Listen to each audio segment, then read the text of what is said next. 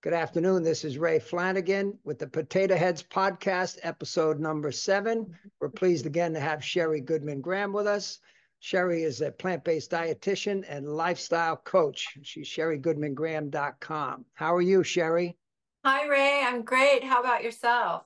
Not bad. You can see I got my new broccoli shirt. It's a tribute to Dr. Greger. I love it. I'm ordering one of those for my father for Father's Day. One of Dr. Greger's great sayings that I use all the time is there ain't no money in broccoli. And he's right.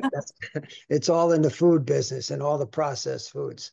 So And today, the pharmaceuticals. exactly. So today we're gonna go a little bit off what we've been talking about before and talk about alcohol and the role of alcohol and the nutrition involved with alcohol and our lifestyles.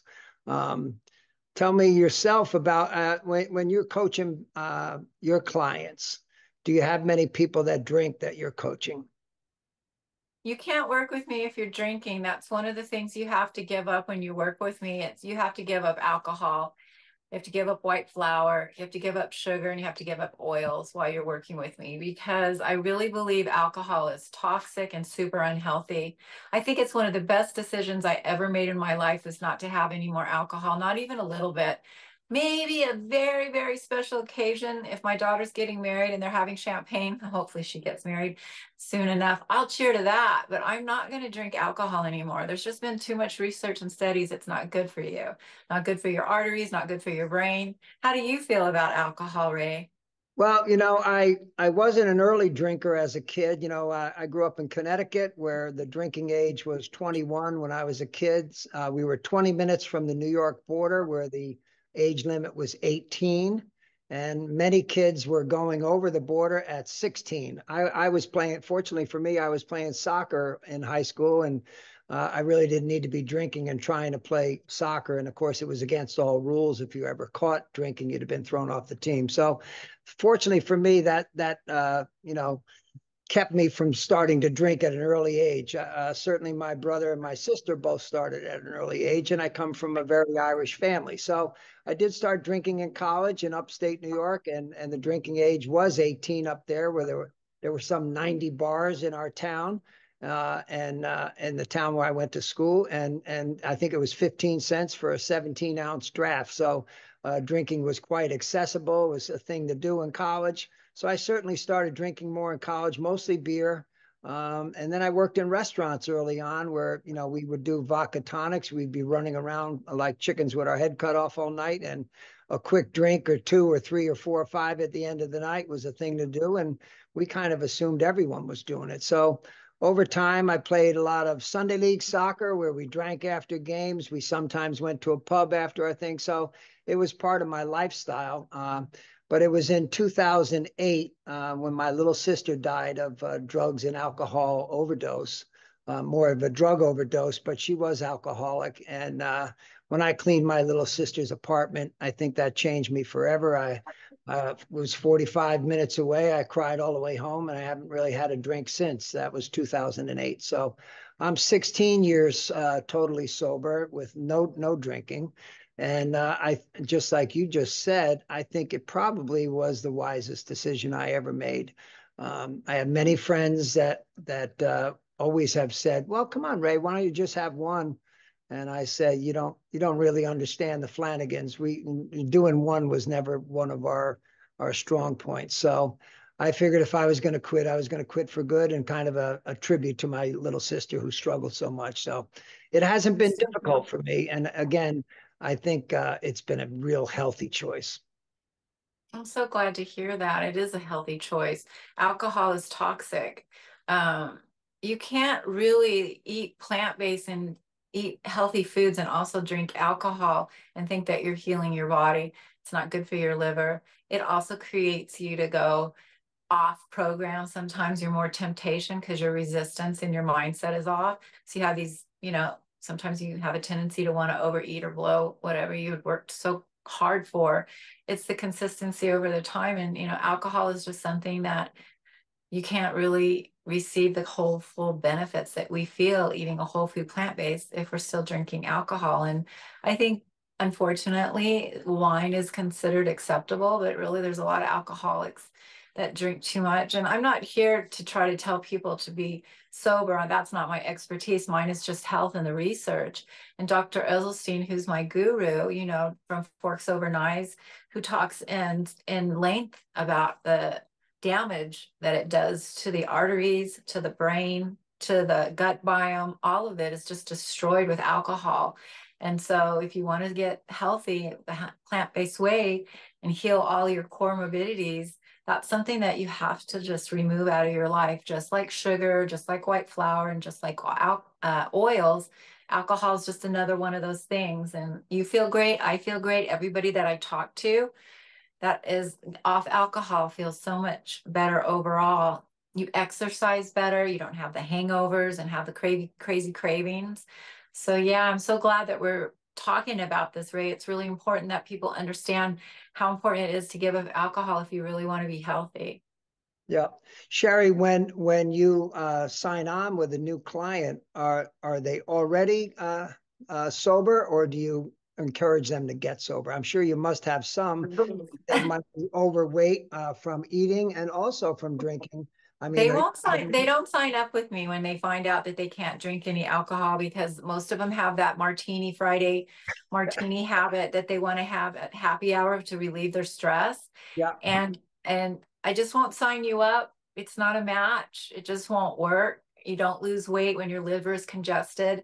You can't heal diabetes. You can't heal any of those comorbidities if you're drinking alcohol. So I really make it very clear when you work with me, you're going to be giving up, you know, alcohol, white flour, sugar, oils while you're working with me. And we go cold turkey. That's the only way I think we can all agree is the best way. There's no moderation in any of those addictive foods or alcohol. It's something that we just agree to do. But what's nice about working with me is I'm there to support you during those times. And I have noticed since I've been plant-based, I don't have cravings for alcohol. It was such a pairing thing for me. Alcohol, like a glass of wine, went really well with cheese. Well, I'm giving up cheese. And then you're kind of craving something. But when you're eating lots of fruits and vegetables, you're not craving sugar. I'm not craving alcohol either. And I just love how clear my mind is and how much my body builds muscle, and I feel really toned and less bloated not eating alcohol. It was like you can't out exercise a diet. And I remember when I was drinking, I would be going to the treadmill and running for 45 minutes really fast and lifting weights, but still not achieving that real toned muscle that you get when you're not eating when you're not drinking alcohol and you're eating plant-based. Do you know what I'm saying? yeah. Do you know what I mean? And I think that people think in their heads that alcohol might help them sleep better. The reality is it does not help you sleep better. And certainly if you've drank to excess, when you wake up in the morning, one of the cures to a hangover is a big old, cheese omelet and bagel and cream cheese and all this junk first thing in the morning to get something into your stomach because you're really not feeling well. So it's a hell of a way to start a day. And I think as far as exercise, again, if you're used to, I like to exercise in the morning, and I think if you roll out of bed not feeling well with a hangover, the chances of you exercising right away, what you're really going to do is swish down 4 or 5 cups of coffee and try to get your head straight versus maybe you starting the day with some water and some exercise. Well, and let's talk about some ways that we can still be social and get around not having alcohol. I mean, there's a lot of people that love to drink, and I like to be friends with people that if they want to drink, that's their prerogative. I don't really like hanging around with a lot of drunk people now. The conversation starts to get kind of wacky when you're sober.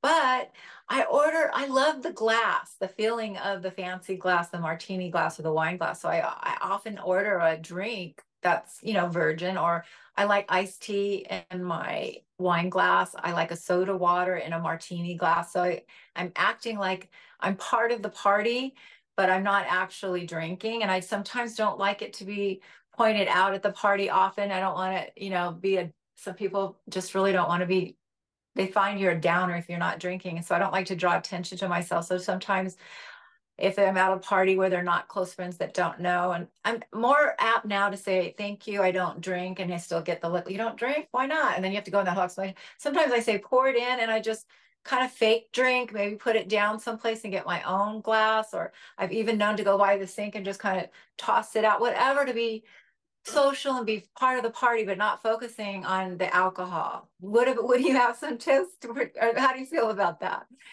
Well, I think just as whole food plant-based is a minority when you're out for dinner, when you're a non-drinker, you're in a minority. And I drink mostly, I'll drink seltzer with a lime in it, and people think you're drinking a vodka tonic or a gin and tonic. And, there's no question. If they see a lime in there, they assume it's a cocktail. I remember that I had, I think I've told you before, I was most humorous in my senior class of high school. And humor to me is a huge part of my life. And I had friends say to me when I stopped drinking, but Ray, you're not going to be funny anymore. And I'm like, really? I mean, I think in your head, you get a sharpness that you're much sharper when you're not, four drinks under. And as Yeah. far as me, I'm a whole lot sharper and probably funnier when I'm not drinking. So I don't feel, and certainly if I was telling a joke, I have a much better chance of remembering the punchline. So I don't know. And then of course you have, my God, still drinking and driving is a tremendous scary thing out there. You got people that are drinking and driving their kids around after having cocktails. So it's certainly, as far as our personal health goes, it's a great decision to go sober. And I just, before we went on, I Googled alcohol, nutrition facts of alcohol, and certainly liquor, hard liquors are even worse than beer or wine, but there's very little nutritional value of beer. A lot of people that drink it will try to argue with you that there is, but it comes from hops and it comes from barley and all this stuff, and the wine comes from grapes. Isn't that whole food plant based? But the reality is, there's a lot more sugar in alcohol than anyone ever would think. The mixers, when you mix things with rum and Coke or Tanqueray and tonic, tonic is full of sugar, sodas are full of sugar, or diet sodas. And then, it's, I did see one thing that said, it possibly is good for reproduction, and I guess it might lead to you hopping in the sack with someone a little quicker if you're three wines under, versus having one wine. But I don't know that that's scientific enough to be real proof. So I don't know. Well, I don't think tonic water has any sugar in it. Oh Tonic yes. is Oh it no. does. Yeah, tonic. Seltzer water, soda water has none. But Oh, soda water. You're yeah, right. Soda certainly water. tonic does. So that's I was why I drink. confused. I drink a flavored seltzer, like usually lime flavored seltzer. And if Yeah. I'm at a restaurant, I would have seltzer with a lime. And then again, I don't have anyone thinking that I'm the party pooper. Hmm. But yeah, I think, and I do know that when I did quit drinking in 2008, my body was craving sugar. I certainly wasn't whole food plant based at that time, so I think I upped my intake of cookies and ice cream and things like that to make up for the sugar lost in the drinking. So That's what's so great about the plant-based diet. It goes so well with giving up alcohol because you're eating so many fruits that have the natural fructose and the natural sweetness. You yeah, don't really want wine. Wine is such a pairing thing. You know what I mean? It usually goes with crackers and cheese or something more savory. And when you're eating a lot of fruit, and if you're having, smoothies and fruits, you're not craving wine or alcohol. And so it's a great way to do the program with me, is like you're giving up all of the sugar, the white flour, the oils and the alcohol, and working to me, you get this whole program of lifestyle change and feeling really good. And once you tap into how good it feels not to have any of those addictions or adulterated foods and alcohol in your body, you feel so good, and you just feel, you lose weight, you feel great, your skin starts to glow, you start having cognitive memory and less, you know, foggy headedness that you get from waking up with a hangover. And so, yeah, I'm just so glad that we are able to talk about this and get the message out that, especially at our age, it's really time. Your body has had enough of it. And unfortunately, it's something that does start in college. That's what young people like to do. And that's where the habit can really get carried away. And so, yeah, we just make those choices, those healthier choices as we grow up. Yeah. And I think, certainly your body is a little bit more like able to process it in your 20s or early 30s than someone 50, 60, 70 years old could be very, very dangerous. And as again, I'd say it's probably the best choice I ever made. I don't think I pick friends based on who drinks a lot. But when your lifestyle changes and you're not going out to happy hours and things, and certainly if someone came over to my house and, I don't keep any alcohol in the house, I would guess that, for people who drink, I think alcohol is a tougher addiction than cheese or meats. I think it's tougher maybe to give up the alcohol than it would be to go vegetarian. I think that the proof is out there for all sides. But I Yeah, think and my experience has been, women go for the sugar, the sweets, and men go for the beer and the alcohol more. And yeah, yet they're both not healthy, but that's what yeah, the tendency is to see that more men yeah, drink more than women do, but men don't eat as much sugar as women do. That's just been my experience. yeah. And when I was a young guy and waiting tables, a businessman lunch was a tax write-off. And I worked in a steakhouse where these guys would roll in there at 11:45 in the morning and they would have two tall martinis. I'm talking the big shaker glasses. And I would watch that bartender pouring straight gin into that glass with a little bit of vermouth, stirring it up. And these guys would have two of those at lunchtime.